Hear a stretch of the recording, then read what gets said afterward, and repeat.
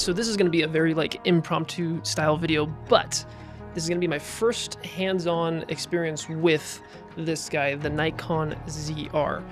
And as a Sony user, this thing really intrigued me just because of, well, if I'm being honest, the biggest thing is that thing right there, the giant screen on it, because this thing you could use really without a monitor. And I was looking at it, turned it on, just played around with it a little bit for a few seconds, and I mean, it is sharp, it's crisp, it looks really good. So I'm stoked to use it. I just kind of wanted to make I don't know how long this video is going to be, but I'm here in Tucson, getting ready to shoot an event this week. As you can see, we've got all kinds of things locked and loaded, ready to go. So gonna get hands-on, just try to use this thing. I don't know what we're gonna shoot with it, what the workflow is gonna look like, but I am gonna be able to get a decent bit shot with this. Hopefully, I'd like to use the red raw, maybe do some in raw as well, just see what it's capable of, and see how I like it. There's a few things I dislike about it, a lot of things I like about it too. So we will see how, coming from a Sony user,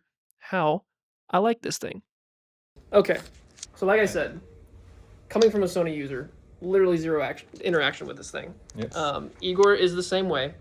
I already kind of talked about what I was looking forward to about trying this thing out. What are your thoughts? Screen. Yeah. Screen, more screen, all the screen. Yeah, that's kind of the main thing. Like immediately, I think I don't need another secondary monitor to use this thing. It doesn't feel like it needs a full-on cage, unless I guess you're gonna mount extra things like timecode devices or other stuff. But with a simple V-mount, I will adapter say, on it, we put this grip on there too, and that helped a ton. yes. Otherwise, it's definitely, it feels a lot more like the ZV-E1, I would say, than any other mirrorless camera without the extra parts on it. Like this, it kind of gets it more in the territory. Now, I haven't shot with it yet. This is literally my first time holding it. So the lack of more buttons and dials on the back is a little concerning, but I think in practice, I've heard from other people that the touchscreen interface is really good. So maybe that'll be the thing that kind of puts it over the edge. We'll see. I'm stoked. I mean, look at that. Look at that. We're gonna try it out tomorrow, and hopefully get to try out the red raw. I want to do it in raw, just a bunch of different clips to play around with, and Fill up 2 terabytes. yes, sir. Yeah. And that'll be 30 seconds.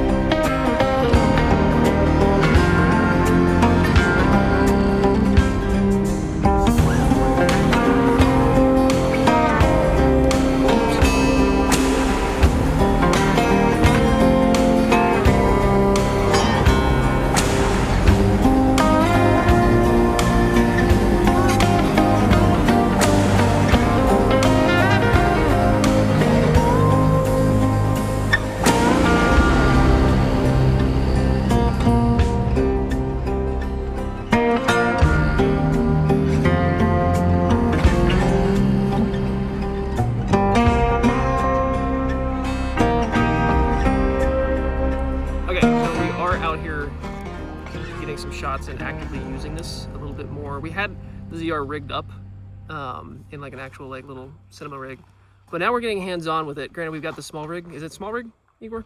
The grip? Yeah, small rig. Okay, we got the Just grip. the grip, not a full cage. Yeah, we got the grip on there, and that helps a lot. But I will say, first time using it, the past couple days, I had mixed feelings. I'm enjoying it a little bit more now, being out and about and just like shooting a bunch of like cactus and everything that's out here. I'm shooting in red raw. It looks really good. Really excited to actually get it in program and start editing. But I was on the fence of how I liked it just from a usability standpoint, because it felt very incomplete. It's feeling a little better. I don't know. I'm still gonna record my like portion when I sit down and like actually collect my thoughts. But as of right now, it's pretty nice. Igor, what are your thoughts? Using it like this, stripped down completely. Oh. Using it stripped down like this, without any sort of cage or rig or anything like that, it does feel very comfortable. It's light enough, but that screen again, it's just, Yeah, screen has been phenomenal to use. And even in bright daylight, I mean, we've basically been just out in the sun, not a cloud in the sky, and it's easy to use. Definitely can get exposure. I wish I had better exposure tools. A little waveform on there is helpful, but Yep. still nothing beats good like cinema false color or something like that. Also, shout out what V&D you have on here. The Nisi True Color. Yeah, these things have been awesome. Best ND filters I've ever used. Love them. Mike's using the XM5. The old Fuji over here. Little test. First time using it for video? I've shot some video on it, but I've never actually like graded the footage in F-Log 2. So this is going to be my test of F-Log 2 color grade while in the desert. Probably a good time to do it. Yeah, hell yeah. So running back and forth.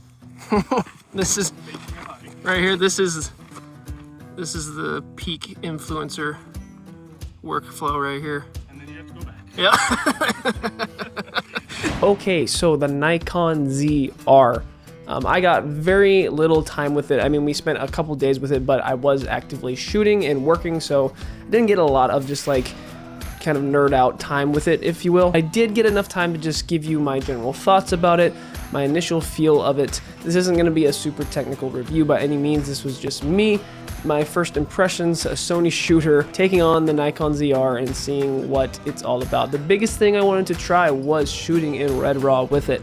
This small little, much cheaper cinema camera that you can get versus like an FX3 or anything that Sony really has out there, and seeing what you can do with it, what you can capture with it, the level of detail, its functionality, things like that. It definitely is incomplete, and Igor said it in a manner that I agree with a lot. It's a lot like when the EOS R, the original EOS R first came out. You could tell what Canon was trying to do, but they just put it in this body that was kind of just unfinished, and it's like, we've got some ideas for this, but we're only doing so much with it right now. That is essentially what the Nikon ZR is. It's very incomplete. It feels like they're trying to do a certain thing with it, but they didn't just commit all the way, which is make it a very capable cinema camera. The biggest thing that I wanted to try with it being, like I mentioned in the video, was that screen. You do not need any kind of secondary monitor with this thing when you're shooting. It is big enough and it is crisp enough to utilize whatever comes with it and make it work. That's enough for me to be intrigued, because you can put some very slim builds with this together. We had a very basic like cinema kit on it with a V-mount, a little bit of extra grip, as well as a top handle, and then we also threw a timecode generator on there as well. And I feel like if you actually put some time into researching, smaller components, more compact components, you could make a very intentional, like compact-based cinema rig with this thing. And in terms of what it captured shooting in Red RAW, that was so much fun. I don't have a whole lot of experience shooting with Reds at all, but I am very familiar with Red RAW and what you can capture with them, and this was a ton of fun to shoot with. And then also the footage that you saw, that was all shot in Red RAW, and it was a ton of fun to grade after the fact. Each clip is like, 5 gigs for, a few seconds, but that's what you get when you're working with this kind of file. The other codecs that we shot in, your standard 4K, things like that, it was very similar to your FX3, your Sony A7S III. I didn't really see much of a change or much of a trade-off or difference in terms of your standard 4K filming. Switching between photo and video mode, it was okay for me. It just didn't feel like a photo camera at all. I usually like to have some kind of viewfinder whenever I'm trying to take photos, but that's not what you're getting this camera for. It's nice that you can still capture still images with it, and it is nice that it's got a very easy switch on top to go between your photo and your video modes. We were only capturing in JPEGs, unfortunately. We didn't switch over to RAW. But it was able to get the job done for the most part. There is a handful about this camera that I do not like, just very nitpicky things. For one, the battery door does not have any kind of spring in it. It just kind of flops open, and that's always just been a pet peeve of mine. I would prefer the battery door tray to just open and stay open. And then on the inside of that is where you find your SD cards. I don't know why this doesn't have a dedicated SD card slot on the side or somewhere other than the battery tray. I can't stand it when you have to put your SD cards in the battery trays. And on top of that, you are getting your standard CF Express Type B, which is fine, but you also get a micro SD card slot.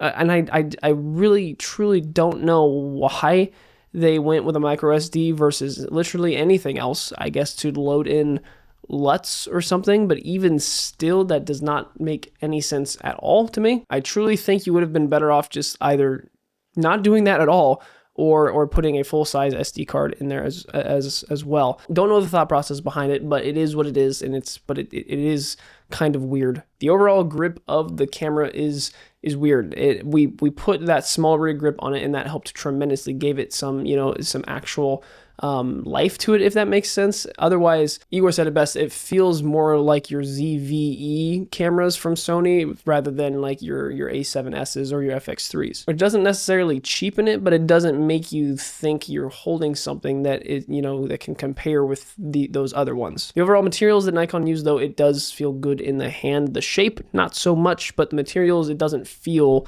cheap, if that makes sense. The menus within the actual camera and working those things and actually using it was not as bad as I thought. It was actually very similar to what Sony has in their new stuff right now, and it wasn't that big of a learning curve. I was able to navigate pretty seamlessly whenever I was looking for something or trying to switch something up. But like I said, this isn't a nitty-gritty type review. I'm not going to go into all the details of the camera. What it comes down to is whether or not it is a good, solid option for you to pursue if you are wanting to get into cinema, wanting to get into video cameras.